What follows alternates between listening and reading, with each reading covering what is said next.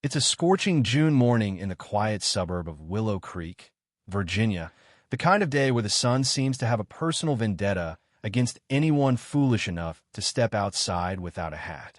I'm sitting at my kitchen table, nursing a cup of coffee so strong it could probably wake a coma patient. My laptop's open to the city's planning website, a labyrinth of forms and jargon that's giving me a headache worse than my neighbor's leaf blower at 7 a.m. All I want is a permit for my new sprinkler system, a repurposed fire hose I snagged at a surplus sale, perfect for blasting the raccoons that treat my heirloom carrots like their personal salad bar. Simple, right? Wrong. Life in Willow Creek has a way of throwing curveballs, and today's pitcher is none other than Helen Whitaker, the HOA's self-proclaimed guardian of all things bland and orderly.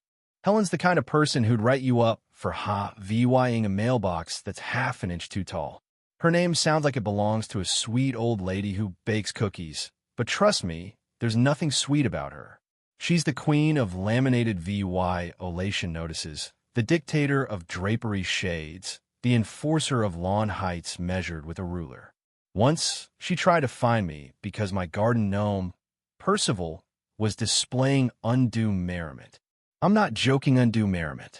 Percival's just sitting there with his chipped grin, and she's out here acting like he's throwing raves. Helen and I go way back, a saga of petty disputes and her obsession with community standards. But today, she's not just testing my patience, she's blocking my driveway, my last shred of sanity, and a delivery that's about to make or break my nephew's birthday party. My phone buzzes, cutting through my frustration with the city's bureaucratic nonsense. It's a notification from Mega Alpaca Express. My package is 30 minutes out. This isn't just any delivery. It's the crown jewel of my latest Projecta, a massive, eco-friendly confetti launcher for my nephew Ethan's 8th birthday. He asked for a party shinier than a disco ball, and I'm not one to disappoint. The shipment includes 50 pounds of biodegradable alpaca, wool confetti, and the core of the launcher itself. Timing's tight, and I need my driveway clear for the truck. So I gulp down the last of my coffee, bitter as my mood, and head outside to make sure everything's ready for Gus, the delivery guy who's practically a local legend. That's when I see her. Helen's monstrous taupe SUV, a beast so big it could have its own gravitational pull, is parked right across my driveway. Not just my driveway, mind you, but the clearly marked emergency access lane that doubles as a bus route. Sure, buses don't come through often, but it's still a lane, and she's treating it like her personal parking lot. Helen's out of the car, her posture stiff as a flagpole, planting a tiny neon green HOA violation flag next to my mailbox. My mailbox, by the way, is a perfectly respectable forest green. As I get closer, I see the flag's got text: heightened noncompliance, Section 8, Clause D, pedestrian safety. Apparently, my mailbox is a menace to anyone under 6 feet tall. I mutter under my breath, "You've got to be kidding me." I try to keep it civil. "Morning, Helen," I say, my voice tighter than a guitar string. "Your car's kind of blocking my way." She doesn't even glance up, just nudges the flag with the precision of a surgeon. "James," she replies, her tone crisp as a winter morning, "your mailbox exceeds regulation height by 4.2 centimeters. It's a hazard to delivery personnel and local wildlife." Wildlife? I blink. "Helen, the only wildlife around here is squirrels, and they're too busy raiding my garden to care about my mailbox. More importantly, your SUV's blocking my driveway and the bus lane." She gives the flag a final pat. "This will only take a moment, James. Official HOA business takes priority per Section 9, Clause F." I glance at my watch. 28 minutes until the alpaca delivery. "Helen, I've got a big delivery coming. Like really big. Can you move your car? Please." She finally looks at me, her eyes narrowing like a hawk spotting prey. "Buses haven't used this lane in years, James. It's practically ornamental. Your delivery can wait." I feel my blood pressure spike. Ornamental? I saw a shuttle use it last fall when you tried to shut down Little Sarah's lemonade stand for unpermitted vending. And this delivery can't wait, it's for Ethan's birthday. Her lips curl into a smirk that could curdle milk. "Oh, are we making demands now?" Perhaps if you spent less time on your contraptions. She waves at my garage, where the half-built confetti launcher probably looks like a sci-fi weapon to her. That's it. My patience snaps like a dry twig. Helen, you've got 3 minutes to move that tank of yours, or I'm exploring other options. She laughs a sharp, grating sound like a fork on a chalkboard. Other options? What? James, a petition to the Tulip Task Force. Don't test me. I chair the architectural REVYEW board and a neighborhood watch for unapproved decor. I pull out my phone, thumb hovering over a contact. 3 minutes, Helen. She scoffs, turning back to her flag, probably calculating its exact angle for maximum annoyance. You wouldn't dare, she mutters. Oh, Helen, I think, dialing. You have no idea. The call connects on the first ring. Tom's Heavy-Duty Solutions, Tom speaking, comes a gruff voice. Tom, it's James, I say, keeping my voice low so Helen doesn't catch on. Operation Maplewood Mayhem is a go. Full speed. There's a chuckle. Figured it was time for another showdown. Got a rogue flamingo situation. Worse, Tom. It's Helen, blocking my delivery. Bring Matilda. Say no more. Matilda's fueled up, ready to roll. ETA 10 minutes, traffic pending.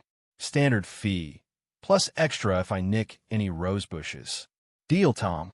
Just don't crush my dahlias this time. No promises, James. Matilda's got a nose for injustice and poorly trimmed shrubs. Click. I glance at my watch. 2 minutes left of Helen's grace period. She's still fussing over my mailbox, now scribbling in a tiny notebook, probably logging my sidewalk's cracks for her next crusade. I lean against my mailbox, arms crossed, a calm smile spreading across my face. It's the kind of smile that says, I've got a 12-ton ace up my sleeve. Then it starts a faint rumble, like a storm brewing just over the horizon. Helen pauses, her pen freezing mid-note. Her head tilts, a flicker of confusion crossing her face. The rumble grows, a deep, primal growl that doesn't belong in Willow Creek's manicured calm. It's the sound of authority, of raw power, of zero tolerance for illegally parked SUVs. And then Matilda rounds the corner. She's a Biasta hulking navy blue Riot control bus, her reinforced windows glinting like armor, her tires looking ready to grind concrete into dust. I bought her a surplus auction a while back, listed as retired municipal order vehicle, needs TLC. Perfect, I thought, for both apocalypse prepping and teaching HOAs a lesson. I've spent months fixing her up, adding a few personal touches. A bright orange, smiley face on the front ram, and a speaker system that's currently blasting Sweet Caroline at a volume that's probably waking hibernating bears. The neighborhood reacts like a bomb went off. Old Mr. Peterson drops his trowel mid-weeding. Mrs. Larson's yappy terrier, Napoleon, dives under a car with a whimper, and phones start popping up, recording the chaos. I can already see the social media posts. James lost it, y'all. Tom, a guy who looks like he's stared down hurricanes and won, swings Matilda into position, boxing Helen's SUV in like a chess grandmaster declaring checkmate. He gives me a nod through the windshield, then leans back, cool as ice. I grab my megaphone and other auction gem, slightly dented but loud as Helen flick it on with a satisfying screech. Helen, my voice booms, cutting through the music, which Tom kills for dramatic effect. Good morning. This is your friendly neighborhood logistics coordinator. Meet Matilda, my solution to parking violations and delayed confetti dreams. Helen spins around, her flag dropping to the ground, her jaw practically hitting the pavement. What in the HOA-sanctioned name of order is saw that saw? She shrieks, her voice cracking with fury and fear. This, Helen, I say, my voice steady as Matilda's idling engine, is Matilda. She's here to ensure timely deliveries and remind folks about parking etiquette. The crowd's growing, neighbors on lawns, kids on bikes, all filming. Helen's face is a masterpiece of rage and panic, like she's just realized she's the VY lane in a blockbuster. But before she can rally, the cavalry arrives not for her, but for me. The mega alpaca truck rolls up, its logo screaming, "We deliver sparkle."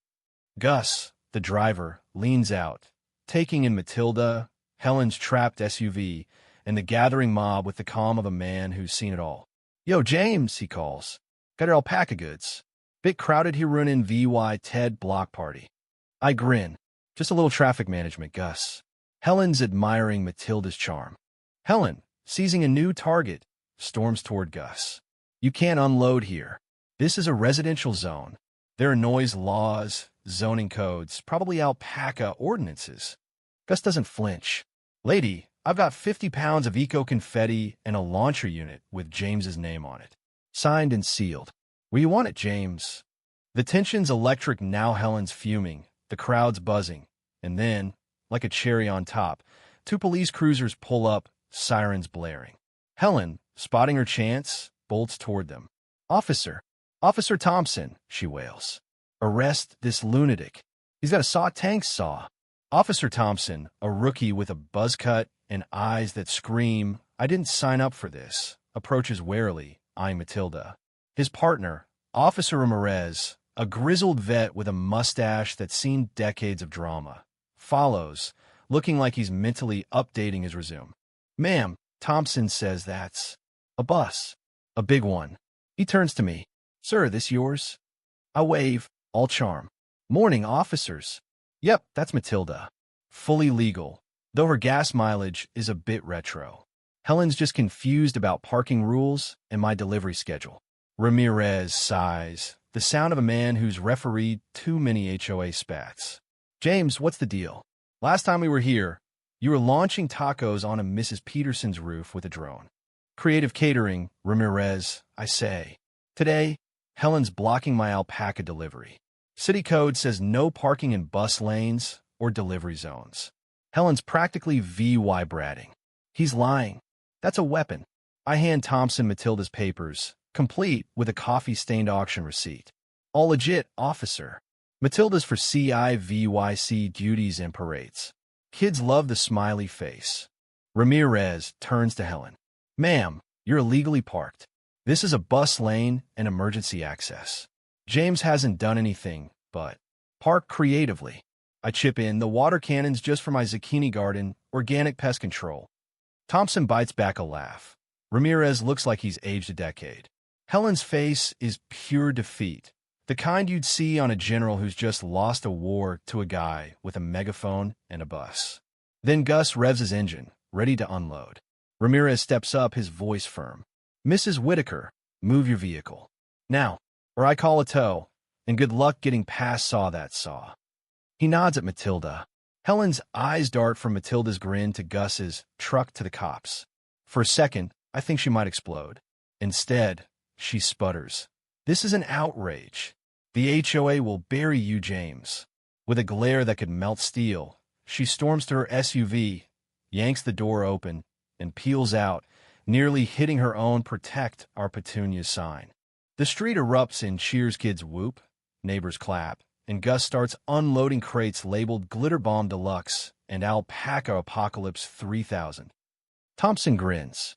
"Keep Matilda for actual riots, James." Ramirez claps my shoulder.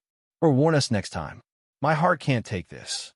Tom toots Matilda's horn in a playful rhythm, then backs her out, Leah VYing Willow Creek to process the madness. Over the next few days, the confetti launcher comes together in my backyard, a sparkling beast that makes Ethan's party a glittery legend. My carrots are now a shimmering rainbow, and Mr. Peterson says it's an improvement. Helen avoids me at the mailbox, but I catch her GIVY-ing a tiny nod like a boxer conceding a round. The neighborhood's abuzz me new titles are Bus Baron and Glitter Guru, complete with memes of Matilda and alpacas. The HOA's already drafting rules against oversized ex-municipal vehicles, but I'm not sweating it. I've got my eye on a retired ice cream truck for next summer's block party. Think of the chaos-free cones and cease and desist notices delivered with a jingle. Percival's ready for the ride. So what do you think? Was I a hero for standing up to Helen's tyranny, or did I go too far with a 12-ton bus? Should HOAs have less power, or do they keep neighborhoods from turning into circuses like mine? And would you have called the cops or joined the glitter party? Drop your thoughts below, hit that like button if you're Team Matilda, and subscribe for more tales of suburban rebellion.